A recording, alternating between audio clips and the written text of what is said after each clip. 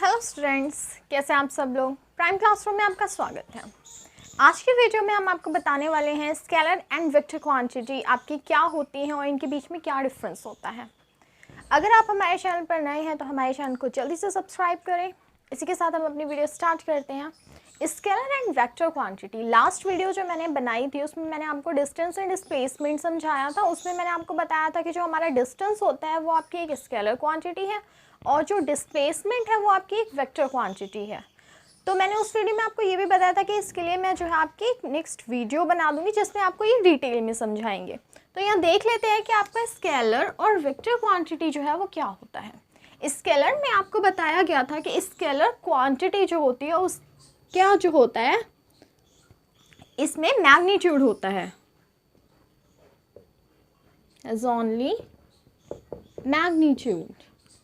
और वेक्टर में मैंने आपको बताया था कि इसमें मैग्नीट्यूड एंड डायरेक्शन दोनों होती है, has both magnitude and direction. तो यहाँ हम समझ लेते हैं ये मैग्नीट्यूड और ये डायरेक्शन है क्या एक्चुअल में। आपको मैंने बताया कि जो डिस्टेंस है वो आपका क्या है, एक स्केलर क्वांटिटी है। डिस्टेंस को आप जब किसी को बताते हो कि कोई चीज़ इतने डिस्टेंस पर है, आप घर से अगर बताओ कि मेरा स्कूल जो है मेरे घर से 20 किलोमीटर की दूरी पे है या 2 किलोमीटर की दूरी पे है, तो ये जो हमने बताया कि जो डिस्टेंस हमारा जिसमें हमने उसकी क्वांटिटी को मेजर किया, ठीक है ना, कि वो 2 किलोमीटर है दूर या 20 किलोमीटर है, 20 या 2, तो ये हमारा मैग्नीट्यूड है। तो इससे हमें क्या समझ आया कि मैग्नीट्यूड हमारा कोई भी नंबर है, जो भी नंबर है वो हमारा मैग्नीट्यूड है, ठीक है, जिसमें आप इस क्वांटिटी को मेजर कर सकते हो, ये आपका मैग्नीट्यूड हो गया। तो डिस्टेंस को आप जो है सिर्फ ये बता के छोड़ सकते हो कि कोई चीज़ आपसे कितने किलोमीटर या मीटर की दूरी पर है, ठीक है।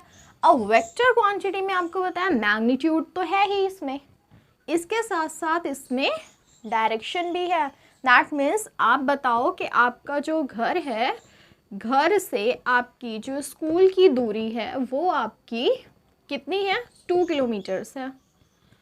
लेकिन जब आप घर से निकलते हो तो आपको ये पता होना चाहिए कि आपको जाना किस वे में है, किस डायरेक्शन में है। जब तक वो डायरेक्शन नहीं पता है आप कैसे जाओगे। आपके पास डायरेक्शंस तो 4 हैं, नॉर्थ, साउथ, ईस्ट, वेस्ट।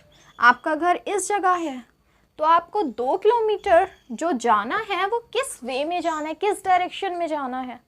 तो जब आप डायरेक्शन इसके साथ ले लेते हो कि आपको ईस्ट में जाना है, कितना, 2 किलोमीटर, तो आप इजीली स्कूल को फाइंड कर सकते हो, ठीक है। तो हमारा जो वेक्टर क्वांटिटी होती है उसमें मैग्नीट्यूड के साथ साथ डायरेक्शन भी होती है। अब ये समझ आ गया कि मैग्नीट्यूड और डायरेक्शन होता क्या है। डिस्टेंस और डिस्प्लेसमेंट में एक बार और लगा के देख लेते हैं।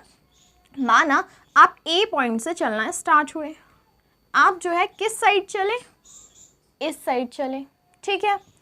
आप नॉर्थ की साइड चले, नॉर्थ की साइड चलने के बाद क्या हुआ, 2 किलोमीटर जाने के बाद आप वेस्ट की साइड मुड़ गए वहाँ से, ठीक है ना। नॉर्थ से चले, नॉर्थ की तरफ चले, नॉर्थ से वेस्ट की साइड आ गए। अब बी पॉइंट पर आकर जो है आप रुक गए। तो ये थी आपकी डायरेक्शन, 2 किलोमीटर से यहाँ चले।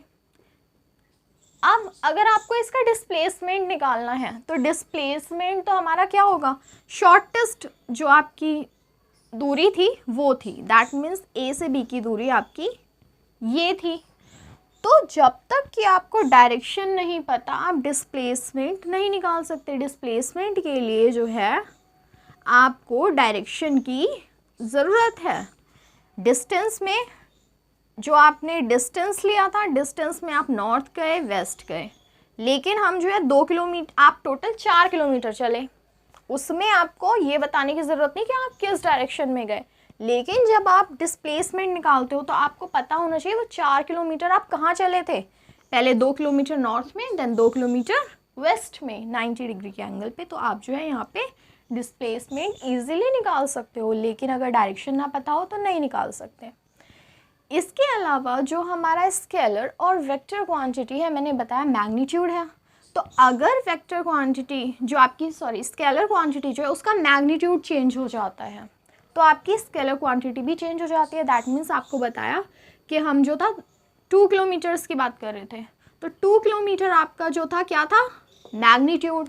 तो आपकी scalar quantity that means distance भी आपका 2 किलोमीटर था, लेकिन आपने ये मैग्नीट्यूड चेंज कर दिया, 3 कर दिया, तो आपकी स्केलर क्वांटिटी भी चेंज हो गई। डिस्टेंस अब कितना हो गया, 3 किलोमीटर्स, ठीक है। और वेक्टर क्वांटिटी से क्या होता है कि आपका मैग्नीट्यूड अगर चेंज हो जाए तब तो वेक्टर क्वांटिटी चेंज हो ही जाएगी, ठीक है ना। आपका डिस्प्लेसमेंट चेंज हो गया, लेकिन अगर मैग्नीट्यूड आप 2 किलोमीटर ही छोड़ दो, डायरेक्शन चेंज कर दो, ठीक है ना, नॉर्थ की जगह अगर ये साउथ में जाता तो उससे भी हमारा जो है फ़र्क पड़ता है, डायरेक्शन चेंज होने से भी और मैग्नीट्यूड चेंज होने से भी। नॉर्थ के बाद ये जो है किसी और डायरेक्शन में जाता, वेस्ट में ना जाता, ईस्ट में जाने लगता, तब भी आपका जो है चेंज हो जाता है। तो यहाँ पर दोनों, कोई एक चीज़ चेंज कर दो तब भी चेंज, दोनों चीज़ चेंज कर दो तब भी चेंज। इसके अलावा और एग्जांपल्स देख लेते हैं आपके, जैसे कि फोर्स होती है आपकी, वो आपकी स्केलर क्वांटिटी है या वेक्टर क्वांटिटी। हमने बताया ना मैग्नीट्यूड और उसमें मैग्नीट्यूड डायरेक्शन।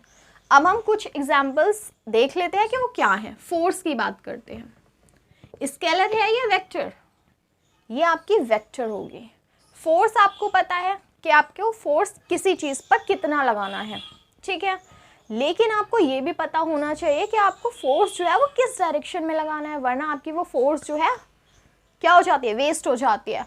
अगर मैं किसी चीज़ को पुश करना चाहूँ, ठीक है ना, अब मुझे कोई चीज़ जो है वो हटानी है अपने रास्ते में से या जो भी है, मुझे पुश करनी है या उसे पुल करना है, ठीक है ना, ईजीएस्ट वे जो है वो क्या है। तो जब हम उतनी फोर्स उस डायरेक्शन में लगाएंगे, हमें पता होना चाहिए हमें उधर धकेलना है या अपनी तरफ खींचना है, किस वे में वो हमें ज़्यादा आसान रहेगी। तो फोर्स जो है हमारी वेक्टर क्वांटिटी हो जाती है, उसमें हमारा मैग्नीट्यूड और डायरेक्शन दोनों आ जाती है। उसके अलावा हम बात कर लेते हैं टाइम की। अब टाइम स्केलर है या वेक्टर है। टाइम में आपको एक नंबर तो चाहिए कि टाइम आपका इतना हो रहा है, लेकिन क्या उसमें आपको डायरेक्शन की ज़रूरत है। टाइम में हमें किसी डायरेक्शन की ज़रूरत नहीं होती। टाइम हमेशा हमारा जो है, वॉच देखो क्या कभी पीछे की तरफ जाती है, नहीं जाती, कभी भी पीछे की तरफ नहीं जाती, हमेशा आगे ही बढ़ती है। तो हमें जो है इसमें हमें पता है आगे ही बढ़ेगी, सिर्फ हमें एक नंबर चाहिए। तो टाइम जो है वो हमारी कैसी क्वांटिटी हो जाएगी, स्केलर। नेक्स्ट ले लेते हैं टेम्परेचर। ये आपकी क्या है, स्केलर या वेक्टर।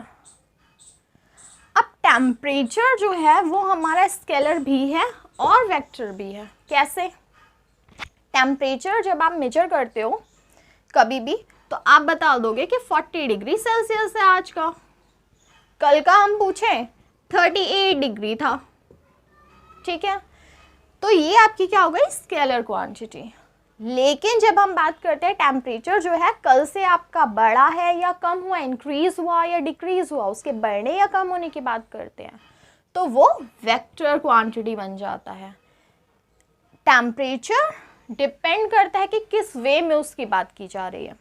अगर आप बोलो कि कल तो 38 डिग्री सेल्सियस था, आज 40 degree Celsius, that means 2 degree Celsius आपका बढ़ गया, ठीक है ना। बढ़ गया दैट मीन्स ऊपर जा रहा है या नीचे आ रहा है, तो वो डायरेक्शन हो गई उसकी। तो यहाँ बढ़ने या कम होने की बात करने पर वो वेक्टर बन जाता है, और नॉर्मल एक कांस्टेंट टेम्परेचर की बात करें दैन वो स्केलर रहता है। यहाँ मैंने आपके ऐसे एग्जाम्पल्स लिए थे जो आपको जो है समझने में बिल्कुल भी प्रॉब्लम नहीं होगी। नेक्स्ट जो है आपका स्पीड, आपका एक स्केलर क्वांटिटी होता है, और वेलोसिटी जो है वो आपका वेक्टर क्वांटिटी, ठीक है ना। वो मैंने अभी एग्जाम्पल में इसलिए नहीं समझाए हैं क्योंकि अभी हमने उनके बारे में पढ़ा नहीं है। नेक्स्ट वीडियो में आपको स्पीड और वेलोसिटी के बारे में हम जो है देखेंगे कि उनमें क्या होता है और क्या डिफरेंसेस है दोनों में, तब आपकी इन क्वांटिटीज़ के बारे में भी उनके साथ बात करेंगे। तो आई होप आपको स्केलर क्वांटिटी और वेक्टर क्वांटिटी में आप कोई कन्फ्यूज़न नहीं होगा, लेकिन अगर फिर भी आपको कोई कन्फ्यूज़न रहता है तो आप हमें कमेंट करके पूछ सकते हैं। इसी के साथ हमारा ये वीडियो यहाँ पे ख़त्म होता है। अगर आपको ये वीडियो अच्छा लगा तो अपने फ्रेंड्स और स्कूलमेट्स के साथ इसको ज़रूर शेयर कीजिएगा।